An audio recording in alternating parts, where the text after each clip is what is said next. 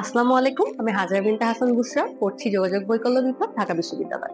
Occupational therapy একটি বিজ্ঞানসম্মত স্বতন্ত্র স্বাস্থ্যসেবামূলক পেশা, যা একজন ব্যক্তিকে তার শারীরিক, মানসিক এবং সামাজিক সীমাবদ্ধতা ও প্রতিবন্ধকতা দূরীকরণের মাধ্যমে সুস্থ ও স্বনির্ভর জীবনযাপনে সক্ষম হতে সাহায্য করে।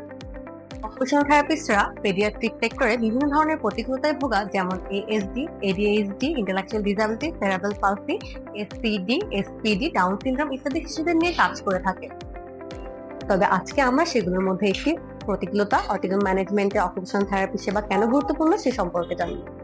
অকুপেশনাল থেরাপিস্টরা অটিজম বাচ্চাদের দৈনিক কার্যক্রম, যেমন খাওয়া, জামা পরিবর্তন করা, গোসল করা, টয়লেট যাওয়া, হাইজিন মেনটেন করা ইত্যাদি বাচ্চাদেরকে আত্মনির্ভরশীল হতে সাহায্য করে।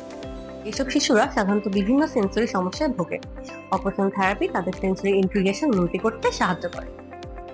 অকুপেশনাল থেরাপিস্টরা সামাজিক যোগাযোগ এবং সম্পর্ক তৈরিতে সাহায্য করে। মোটর স্কিল উন্নয়নে, যেমন ফাইন মোটর স্কিল, লেখালেখি, আঁকাআঁকি এবং গ্রস মোটর স্কিল, দৌড়ানো, লাফানো উন্নত করতে সহায়তা করে। তাদের ইমোশন কন্ট্রোল করতে এবং স্ট্রেস ও অ্যাংজাইটি কমাতে সাহায্য করে। তাদের কাজের প্রতি মনোযোগ বাড়ানোর জন্য বিভিন্ন টেকনিক ইউজ করে থাকে। তাদের জন্য হেল্পফুল এনভায়রনমেন্ট তৈরি করে থাকে, যাতে তারা স্বাচ্ছন্দ্যে কাজ করতে পারে।